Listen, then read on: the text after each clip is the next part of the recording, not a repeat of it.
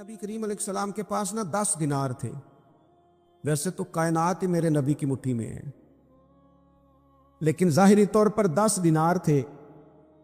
حضور ایک دکان پہ گئے، 4 دینار کا حضور نے ایک جوڑا خریدا، کپڑے خریدے. وہ قمیض حضور نے پہنی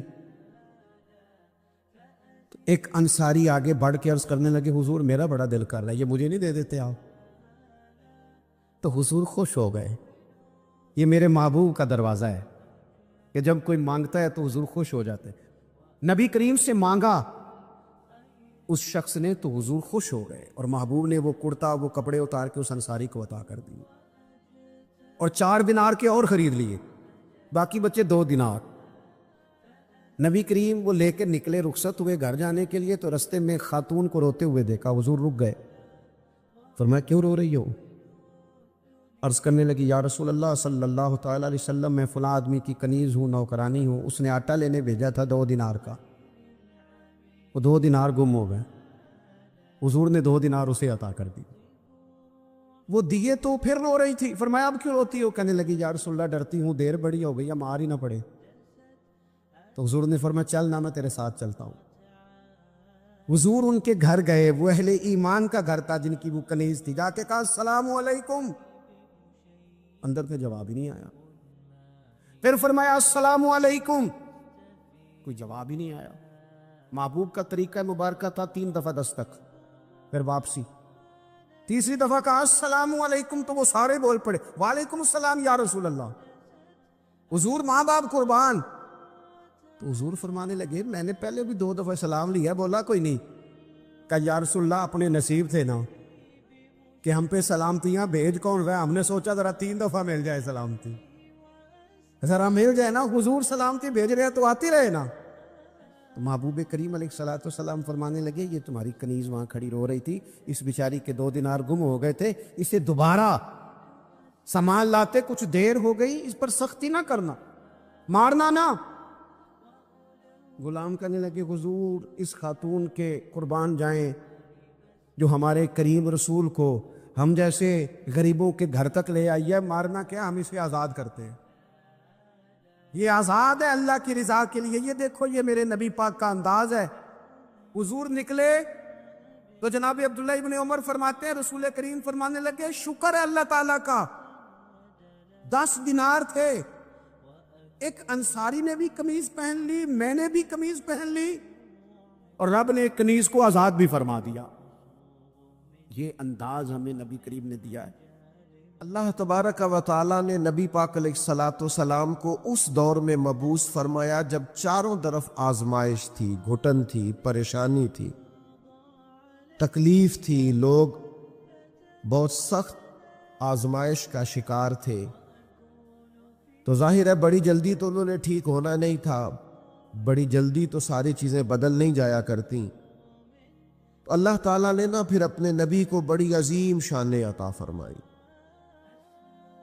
اور ایک مقام پہ قرآن مجید نے ارشاد فرمایا کہ فَبِمَا رَحْمَةٍ مِّنَ اللَّهِ لِنْتَ لَهُمْ.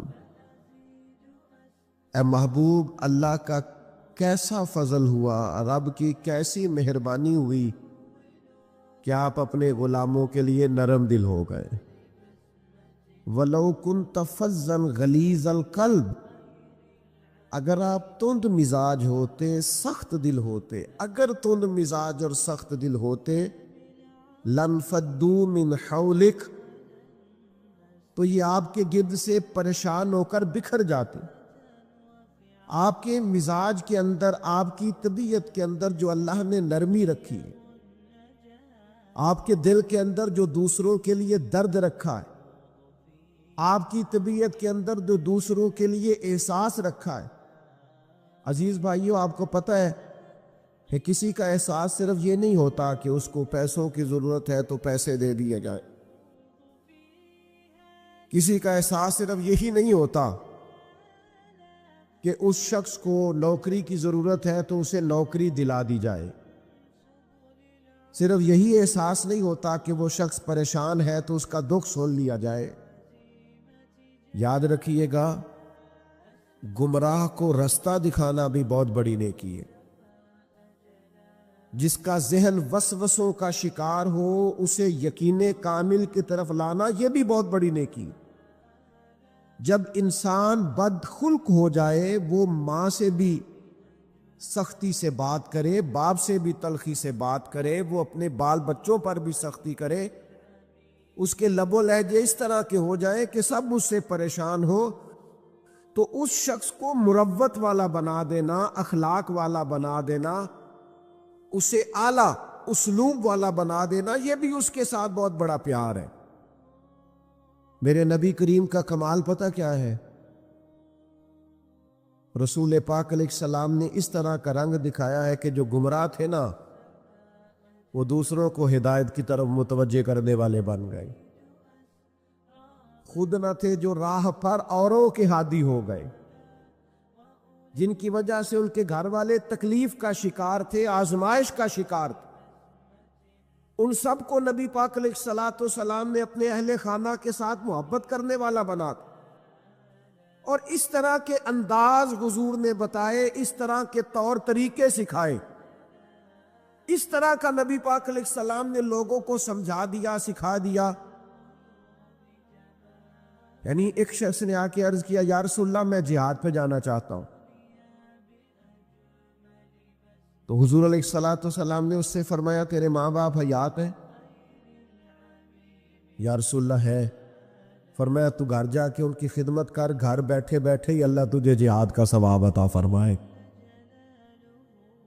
تو میں آپ کی خدمت میں عرض کر رہا تھا کہ نبی پاک صلی اللہ تعالی علیہ وسلم نے لوگوں کے رخ ہدایت کی طرف پھیرے، اور یہ حضور کے سینے کا بہت بڑا درد تھا کہ لوگ اللہ والے ہو جائیں، وہ گمراہی سے بچ جائیں، وہ دوزخ سے بچ جائیں، ان کے جو بکھرے ہوئے ذہن ہیں اور جو وسوسے ہیں وہ سارے دور ہو جائیں، ان کی ذہنی تربیت ہو جائے، ان کے لب و لہجے میں حسن آ جائے، کوئی اخلاق سے دور ہے تو اخلاق والا بن جائے۔ وہ ساری چیزیں جو کسی شخص کے لیے آزمائش کا باعث بن سکتی ہیں، حضور فرماتے ہیں کہ میری اور تمہاری مثال اس شخص کی طرح ہے جس نے آگ جلائی تھی اور پتنگے اس میں آ کے گرتے تھے، اور وہ نہ لوگوں کو بار بار بچاتا تھا کہ قریب نہ جاؤ جل جاؤ گے، قریب نہ جاؤ جل جاؤ گے۔ حضور فرماتے ہیں تم بھی دوزخ کی طرف جاتے ہو اور میں تمہیں بار بار بچاتا ہوں، قریب نہ جانا جل جاؤ گے، یہ کام نہ کرنا جل جاؤ گے، یہ کام نہ کرنا جل جاؤ، بار بار میں تمہیں بچاتا ہوں، سمجھاتا ہوں۔ تو میرے عزیز نبی پاک صلی اللہ تعالی علیہ وآلہ وسلم لوگوں کی تربیت فرماتے، لوگوں کو ایک دوسرے سے جوڑتے، آزمائشوں سے انہیں نکالتے۔ آپ کبھی غور فرمائیں تو حضور علیہ السلام کئی مقام پہ اس بات کو دہراتے ہیں، ارشاد فرماتے ہیں میں رشتے توڑنے کے لیے نہیں، میں رشتے جوڑنے کے لیے آیا ہوں۔ محبوب نے لوگوں کو جوڑا ہے، ان کی تربیت فرمائی، فکری، نظریاتی، علمی اور اعتقادی تربیت نبی کریم صلی اللہ تعالی علیہ وسلم نے لوگوں کی فرمائی۔ حافظ منذری نے حدیث لکھی ہے الترغیب و ترہیب میں، ایک مقام پہ نبی کریم علیہ السلام تشریف فرما تھے تو نبی پاک علیہ السلام نے بہت بڑی بات ارشاد فرمائی، بہت بڑی۔ حضور علیہ السلام نے فرمایا کہ ہماری اس محفل میں اگر کوئی رشتوں کو توڑنے والا موجود ہے تو اٹھ کے چلا جائے۔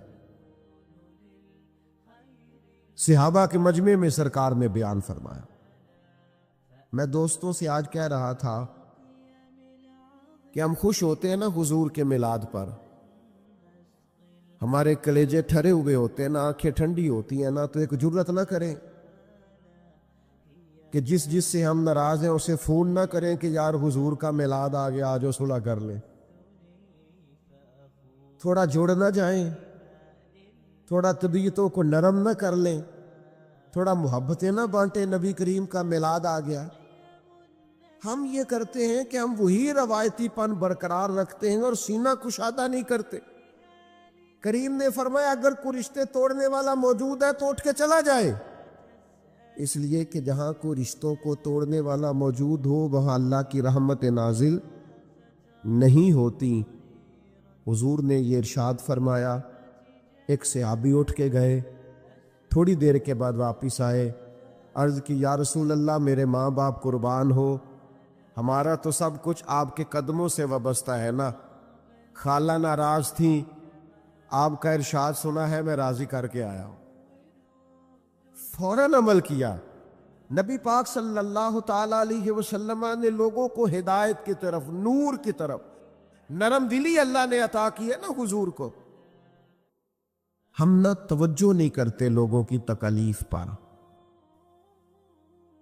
ہم نہ ایک عجیب سی شہرت کے شوقین ہو گئے، عجیب سی تعریفوں کے شوقین ہو گئے، عجیب ہمارا میں نے بچے سے منع کر دیا، میں نے کہا میرا اعلان بھی نہ کرنا، مطلب 2-4 دفعہ اپنا نام سن کے، القاب سن کے، قبلہ ہیں، علامہ ہیں، پیر ہیں، کتنی کو نفس کو تسلی دے لینی۔ چیزوں سے نکل آئیں، اب حقیقتوں کی طرف آئیں، سادگی کا وہ حسن اختیار کریں جس میں برکات ہوتی، وہ چیزیں لے کے آئیں جس سے ٹھنڈک پیدا ہوتی۔ ہر چیز کو شو آؤٹ کرنا، ہر چیز کو بتانا، دکھانا، سجانا، سنوارنا، تھوڑا سا اس سے باہر نکلے، حقیقت کا سفر کرنے کی ضرورت ہے۔ یہ لوگ دیتے ہیں نا، غریبوں کو بانٹتے ہیں، سیلاب آ گیا، آزمائش آ گئی، راشن، تو ایک آٹے کی گتھی بٹ رہی ہوتی ہے، ایک لینے والا ہوتا ہے اور 6 نے ہاتھ رکھے ہوئے ہوتے ہیں۔ اگر تو آپ اللہ کی رضا کے لیے دے رہے ہیں تو پھر تو ضرورت نہیں تھی ان ساری تصویر سازیوں کی، اور اگر آپ کا کوئی اور مقصد ہے تو پھر بھائی کیا کہا جا سکتا ہے، پھر کیا سمجھایا جا سکتا ہے۔ ہمیں غور کرنے کی ضرورت ہے کہ ہم نہ ساتھ بھی دیتے ہیں تو مالداروں کا، ہم کھڑے بھی ہوتے ہیں تو تگڑے لوگوں کے ساتھ۔ وہ غریب آدمی جو الجھ جاتا ہے، مسائل کا شکار ہو جاتا ہے اور اتنا اعصابی طور پر تھک جاتا ہے کہ معاذ اللہ خودکشی تک کا لوگ سوچنے لگتے ہیں۔ یہ دیکھیے نا، سیاستہ میں روایت ہے، حضرت ابو سعید خدری رضی اللہ تعالیٰ عنہ بیان فرماتے، ایک تاجر تھا، اسے بہت زیادہ نقصان ہو گیا تجارت میں، وہ خسارے میں آ گیا اور وہ بڑی آزمائش میں آ گیا۔ آپ کو پتہ ہے جب تک تو انسان بڑا مالدار ہوتا ہے تو اس کے دوست بھی بڑے ہوتے ہیں، دعوتیں پکتی ہوں تو آنے جانے والوں کی کمی نہیں ہوتی، لیکن اگر انسان کمزور پڑ جائے، نقصان ہو جائے، اگر اسے نقصان اور خسارے ہو جائے تو وہ تیری آنکھ ہو یا سنگ ملامت کی چبھن، کون پہنچا ہے میرے درد کی گہرائی تک، دور شہرت میں تو یاروں نے کیا یاد بہت، پر ساتھ آیا نہ کوئی کوچہ رسوائی تک، ساری عمر یاٹا گد ہے، لکھاں کیتے نہیں پیڑے، اب وقت آیا ہی تے محمد بخشا کوئی بھی نہیں بیٹھا نیڑے۔ چھوڑ جاتے ہیں لوگ، اسے خسارہ ہو گیا، تکلیف ہو گئی، قرضے چڑھ گئے، آزمائش آ گئی۔ نبی کریم کی بارگاہ میں جب وہ آئے نا تو حضور نے کچھ لوگوں کی توجہ دلائی، کریم فرمانے لگے اپنے بھائی کی مدد کرو، اسے قرضوں سے نکالے، اللہ نے مہربانی کی ہے، نبی پاک کو نرم دلی عطا کی ہے، آؤ ہم بھی سب حضور کا یہ فرمان یاد رکھیں اور ایک دوسرے بھائی کا بازو تھامے اور لوگوں کو آزمائشوں سے نکالے۔ حضور نے فرمایا مدد کرو، تھوڑے تھوڑے پیسے سے آبا نے جمع کیے، لیکن وہ حالات بڑے سخت تھے، اتنے پیسے نہ ہو سکے کہ قرض ادا کیا جا سکے، قربان جائے۔ پھر نبی پاک نے اس شخص کو بلایا جس کے پیسے دینے تھے، فرمایا تھوڑے لے لے، اور بیچارہ پریشان ہو گیا ہے، باقی تو معاف کر دے۔ کون ساتھ کھڑا ہوتا ہے؟ بڑے اپنے کہلانے والے، بڑے قریبی کہلانے والے، بڑے دعوے کرنے والے ساتھ چھوڑ جاتے، لیکن نبی پاک کو اللہ نے جو نرم دلی عطا کی، جو سرور کائنات کے سینے میں اللہ نے اپنی مخلوق کے لیے نرمی رکھی ہے۔ ہمارے ہاں نا جب تو کسی سیاسی جماعت کے बड़े काम को शख्स कर रहा होता है तो वो कहते हैं हमारा सर गर्म कारकुन है, और वही बंदा किसी परेशानी में फंस जाए तो कहते हैं वो उसका जाती मसला है, हमारा नहीं। किसी पीर के आस्थाने पर ड्यूटी दे रहा हो, झाड़ू दे रहा हो तो मंजूर नजर होता है, लेकिन अगर बेचारा मकरूज हो जाए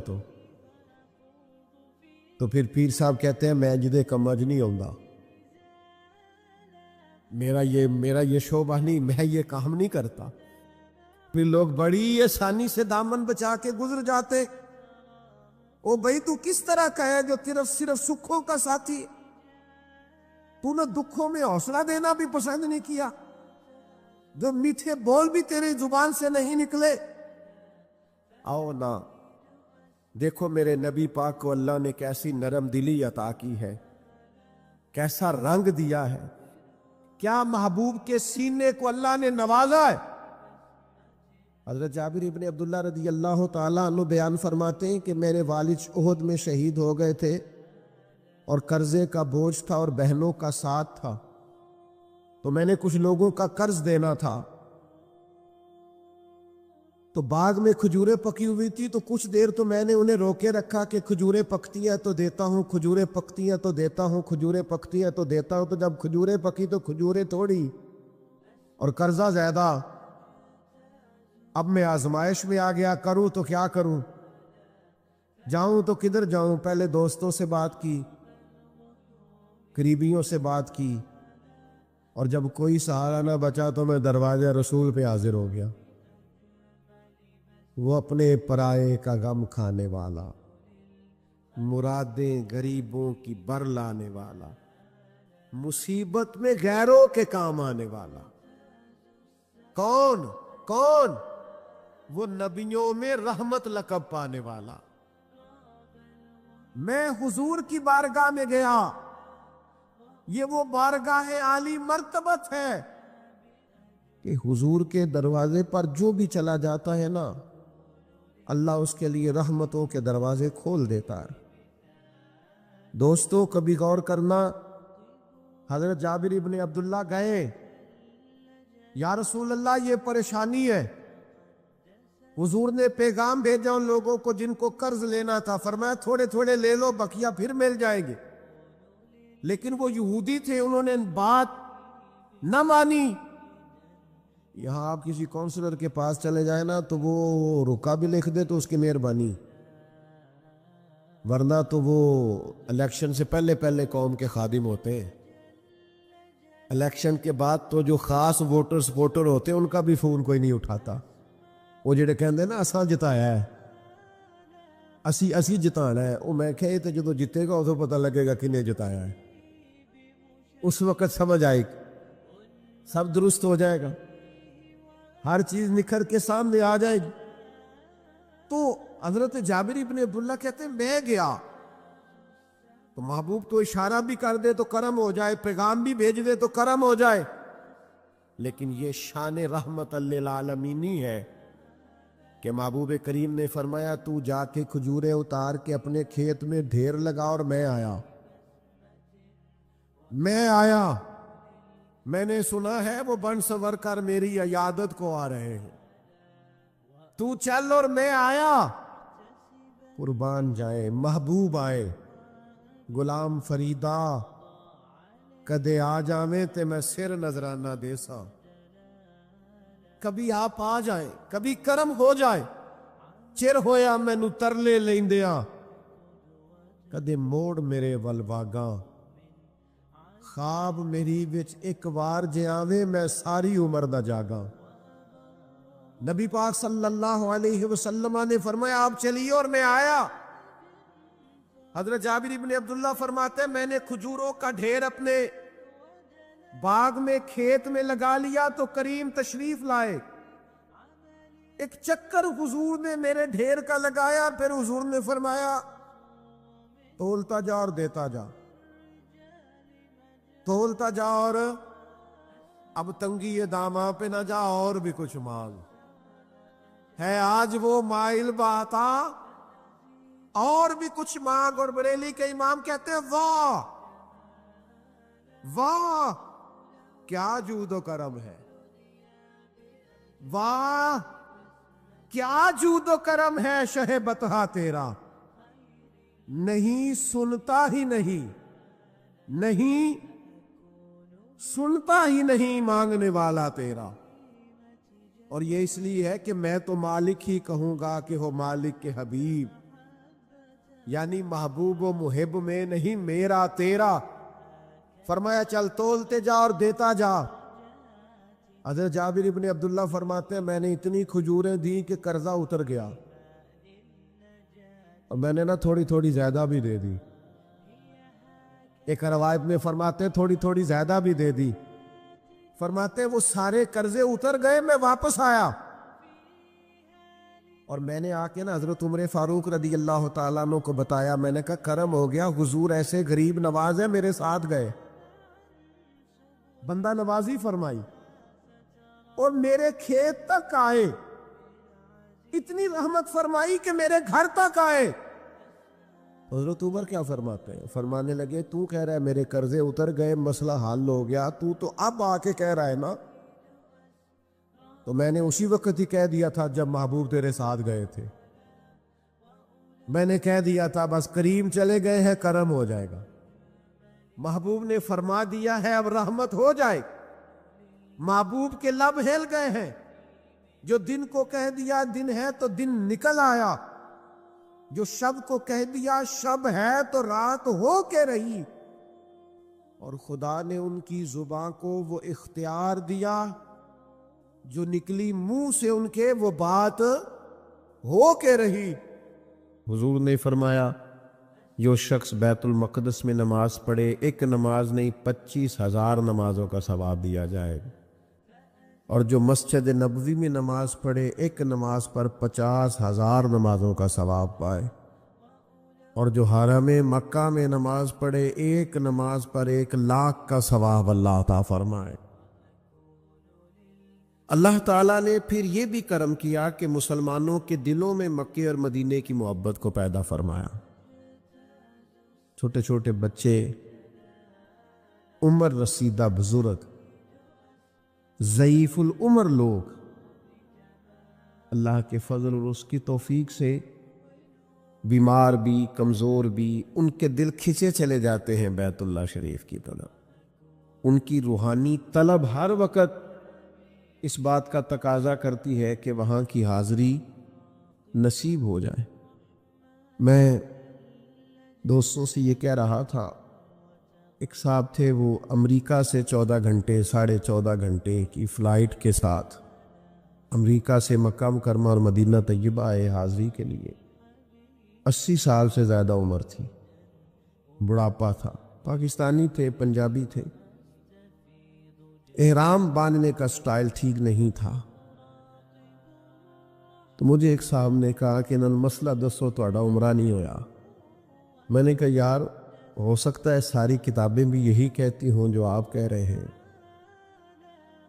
اور 80 سال کے بڑھاپے میں 14.5 گھنٹے مسلسل بیٹھ کر اتنی مشقت سہ کے جس کو کریم نے اپنے گھر بلایا ہے، مجھے مشکل لگتا ہے اسے کہہ دوں کہ تیرا عمرہ نہیں ہوا۔ میرے لیے ذرا مشکل ہے یہ مسئلہ بتانا۔ میں یہ بتا سکتا ہوں کہ یہ جو آپ نے احرام باندھا ہے اور یہ جو آپ نے کچھ کیا ہے معاملہ، اس میں یہ والی چیز درست نہیں ہے، پر میں یہ لفظ کہوں کہ تیرا عمر میری، میں کہوں میرے بس کی بات نہیں ہے۔ حضرت فضیل ابن عیاض فرماتے ہیں وہ بلاتا ہی اسے ہے جس کا اس نے قبول فرمانا ہوتا۔ یہ اس کی شان کریمی نہیں ہے کہ کسی کو گھر بلا کے بھی کہے کہ جا میں تجھے خالی بھیجتا ہوں، وہ بلایا جی۔ تو ذوق، شوق، درد اللہ نے دلوں میں پیدا کر دیا، طبیعتیں کھینچی چلی جاتی، اور پھر محنت کی ہے امت کے علماء نے، شعراء نے، بہت خوبصورت کلام اس پر کہا گیا، واعظ و نصیحت ہوئی، خوشگلو نعت خوانوں نے نعتیں پڑھی، لوگوں کو مائل کیا مکے اور مدینے کی طرف۔ لیکن اب جب لوگ مائل ہو گئے ہیں، کثرت سے حاضری دینے لگ گئے ہیں، اب ہم نے تنقید شروع کر دی۔ اور پھر تنقید بڑی انوکھی ہے. کوئی بار بار جائے تو اس کے پاس پیسے بہت ہیں، اور میں بار بار جاؤں تو مجھے بلاوا آتا ہے. کیا خوبصورت تقسیم ہے بھائی، کیا انوکھا فلسفہ ہے. اور کس طرح ہم نے کسی کے لیے رائے اور اپنے لیے عنوان اور بنا لیا ہے. یعنی کوئی بار بار جائے تو دیکھو جی پیسے جو ہوئے. تو یاد رکھنا، امیراں دی گل نہ فقیراں دی گل ہے، مدینے چ جانا نصیباں دی گل ہے. ہاں، کئی دولتاں والے رہ جاندے تے مسکین نظارے کردے نے. تو یہ فلسفہ بھی ہمارا درست نہیں ہے کہ ہم تنقید کرنے بیٹھ جائیں. بڑی محنت کی علماء نے، فضائل بیان کیے، خطباء نے، واعظین نے، نعت خوانوں نے، شعراء نے توجہ کرائی. اب لوگوں کے دل مائل ہو گئے. اب ایک بہت بڑی تعداد حرمین کی حاضری دینے لگی ہے. آپ نے اتنی محنت کر کے مائل کیا ہے، اب لوگ جانے لگے ہیں تو ان پر تنقید نہ کریں بلکہ ان کی تربیت کریں. جانے سے پہلے انہیں سمجھائیں، مسائل بتائیں، تربیت دیں. جو کرنے کا کام تھا وہ ہم نہیں کر پا رہے، اور جو ہمیں نہیں کرنا چاہیے تھا وہ ہم کر رہے ہیں. آپ تربیت دیں، آپ لوگوں کو سمجھائیں، لوگوں کو مسائل سے آگاہ کریں، ان کو ٹریننگ دے کر بھیجیں.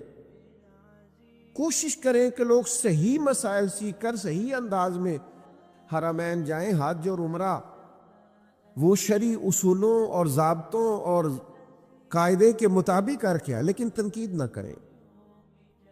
اور اگر کہیں تنقید کریں بھی تو وہ تنقید برائے تنقید نہ کریں. میں پہلے بھی کہہ چکا ہوں، آج پھر بات دہراتا ہوں کہ اللہ کے گھر میں جا کے اور بیت اللہ کے سامنے بیٹھ کے اور مدینہ منورہ میں جا کے اور حضور کے روضے پر بیٹھ کر بھی اگر لوگوں کے عیب ہی نظر آنے ہیں کہ فلانا کیا کر رہا ہے اور فلاں غلط کر رہا ہے اور فلاں دیکھو کدھر جا رہا ہے اور یہ دیکھو لوگوں کو کیا ہو گیا ہے اور یہ دیکھو جناب کیا معاملات ہیں، تو ہر چیز تقریروں کا عنوان نہیں ہوتی، ہر چیز گفتگو کا عنوان نہیں ہوتی. یہ کریم کا کرم ہے کہ لب واہ ہیں، آنکھیں بند ہیں، پھیلی ہیں جھولیاں. کتنی مزے کی بھیک تیرے پاک در کی ہے، اور روزے دے دوالے نے غلاماں دیاں ٹولیاں، ایک پیا سن دے کروڑاں دیاں بولیاں. آپ آزاد کریں لوگوں کو، تنقید نہیں کریں. تیسری گزارش آپ حضرات کی خدمت میں نے یہ عرض کرنی ہے، یہ ضروری نہیں ہے کہ ہر بندے کا ہر سال پھیرا لگے. صلاح الدین ایوبی جیسے دلیر ایک دفعہ بھی نہیں جا سکے. بڑی تعداد ہے علماء کی، مشائخ کی، بزرگوں کی، نہیں جا سکی. اور کون کہتا ہے وہ رہتے ہیں فقط مدینے میں؟ وہ تو رہتے ہیں اپنے عاشقوں کے سینے میں. یہ ہو جاتا ہے. اور کبھی کبھی نئی اسباب پیدا ہوتے جانے کے. نبی کریم علیہ السلام خود تشریف لے گئے، احرام باندھ کر حدیبیہ تک گئے حضور، اور کفار نے کہا نہیں جانے دیں گے. 1400-1500 صحابہ بندے ہوئے احرام کھول کر واپس لوٹ آئے، اور حضور نے فرمایا اللہ اسباب بنائے گا، انشاءاللہ دوبارہ جائیں گے. کچھ ضروری نہیں ہوتا کہ ہر دفعہ ہی پھیرا لگے اور ہر دفعہ ہی چکر بنے، وہاں حاضری ہو نہ ہو. ہمارا دل تو ہر وقت مکے مدینے کے ساتھ جڑا رہنا چاہیے. ہماری خواہش تو ہر وقت ہونی چاہیے، ہماری طلب تو ہر وقت ہونی چاہیے، ہمارے اندر تڑپ تو ہونی چاہیے. وہ جو حدیث پاک میں فرمایا قیامت والے دن کچھ لوگوں نے حج نہیں کیا ہوگا، اس کی برکت سے ہی اللہ تعالیٰ انہیں جنت عطا کرے گا. کیا نہیں ہے پر آپ فرمائے گا جاؤ تمہیں حج کی برکت سے جنت دی، تو وہ عرض کریں گے مالک ہم تو جا ہی نہیں سکے. تو اللہ فرمائے گا جب حاجی جاتے تھے دل تو تڑپتا تھا نا، دل تڑپتا تھا نا، تو اس تڑپ پر ہی تمہیں اجر دے دیا. تو یاد رکھنے کی بات یہ ہے کہ وہاں کا پیار اپنے سینے میں پیدا کیا جائے، محبت پیدا کی جائے اور دعا مانگی جائے. لیکن یہ کہ اگر کسی کی ہر روز حاضری نہیں ہوتی، ہر سال حاضری نہیں ہوتی، تو کوئی حرج والی بات ہے. یہ تو اسباب ہے.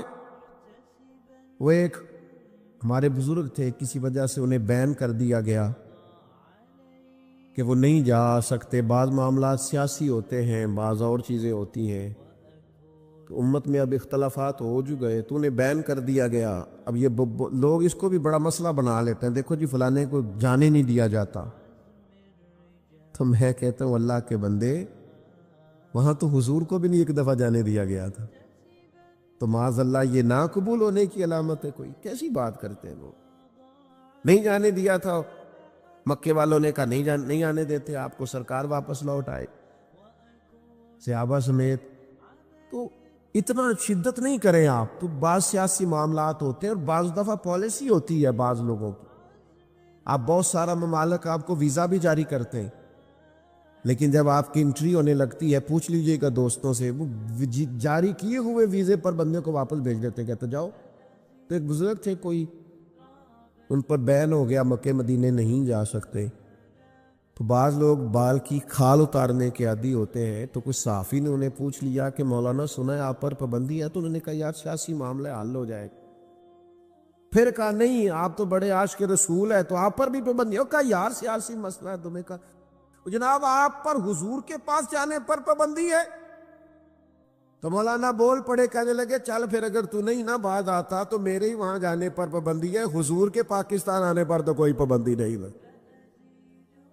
اس لیے کچھ چیزیں ایسی ہیں جس پر ہمیں متوجہ ہونے کی ضرورت ہے, کچھ چیزیں ایسی ہیں جس پر ہمیں غور کرنے کی حاجت ہے. بعض لوگ جو ان کی طبیعت چاہتی ہے سو کہہ دیتے ہیں.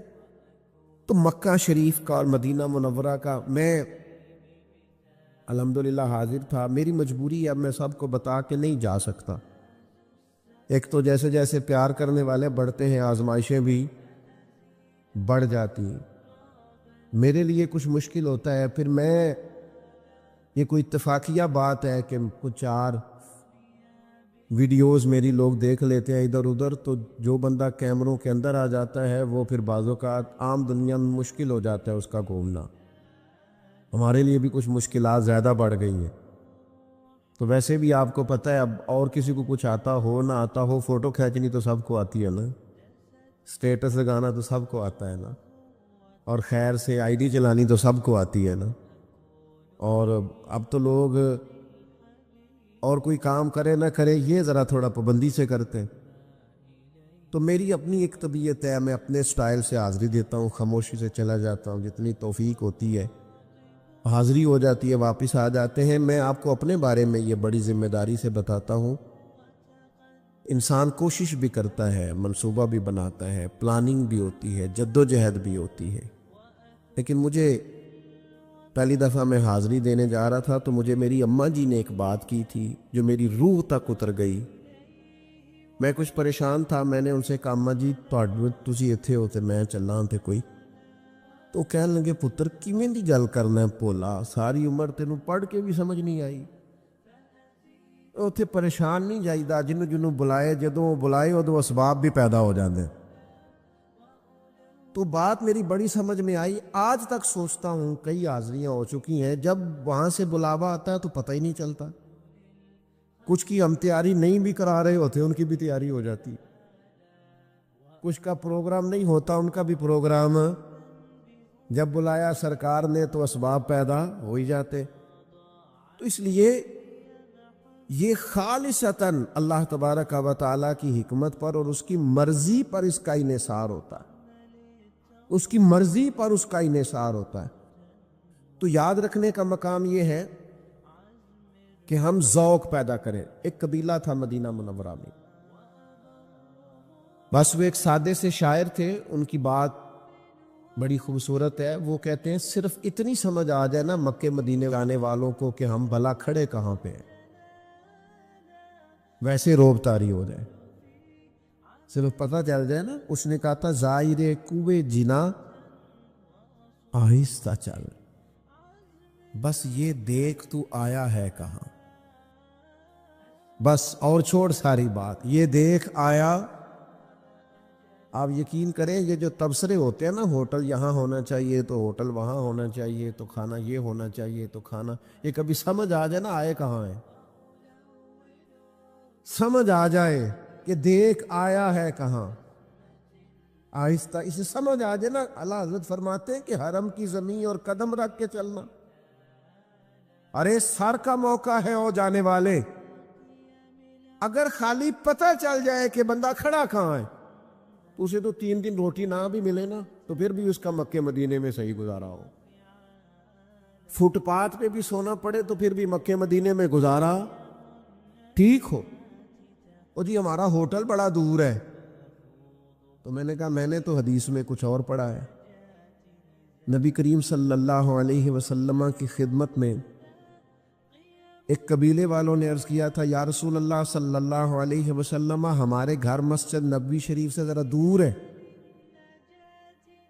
تو مدینہ مسجد نبوی کے قریب قریب کچھ گھر مل رہے ہیں، ہم سوچ رہے ہیں وہ چھوڑ کے یہاں نہ آ جائیں، ذرا مسجد کی قربت مل جائے گی۔ تو حضور نے کیا فرمایا؟ کریم فرمانے لگے وہیں رکے رہو، جتنے قدم تم چل کے آؤ گے اتنا ہی اللہ زیادہ اجر عطا فرمائے گا۔ تو ٹھیک ہے جناب، آپ کو اللہ تعالیٰ نے وسعت دی ہے، آپ بالکل قریب حرم کے رہیں، بات اچھی ہے، لیکن یہ فلسفہ بھی تو سمجھے نا، جنہیں حضور نے فرمایا زیادہ چل کے آؤ گے اجر بھی زیادہ ملے گا، تو ان لوگوں کا بھی تو آپ اندازہ دیکھیے نا، پھر حضور نے تاکید کیا فرمائی، نبی پاک علیہ السلام نے تعلیم کیا ارشاد فرمائی۔ تو اپنے دل کے اندر اس جگہ کی تعظیم کو قائم رکھنا، توقیر کو قائم رکھنا، آداب کو قائم رکھنا۔ ہمارے ہاں یہ ادب احترام یہ بھی ہم نے صرف شاعروں کو دے دیا ہے، یا واعظین کو دے دیا ہے، خطباء کو دے دیا، کہتے ہیں یہ ایک مخصوص گروہ ہے، شاید یہ کچھ شعر و شاعری کا مسئلہ ہے۔ ادب یاد رکھنا، ادب تعظیم توقیر یہ شعر و شاعری کا فن و ادب کا مسئلہ نہیں، یہ دین کا اساسی مسئلہ ہے، یعنی بنیادی مسئلہ ہے یہ دین کا۔ ہمیشہ چھوٹا بڑے کے ادب بتاتا ہے، استاد ہیں یار خیال کر والد صاحب میں چھوٹے بتا رہے ہوتے ہیں بڑوں کے، لیکن کائنات میں دربار رسالت ایک ایسا دربار ہے کہ رب اکبر ہو کے اپنے نبی کے ادب بتاتا ہے۔ لا ترفعوا اصواتکم فوق صوت النبی، خبردار اپنی آوازیں میں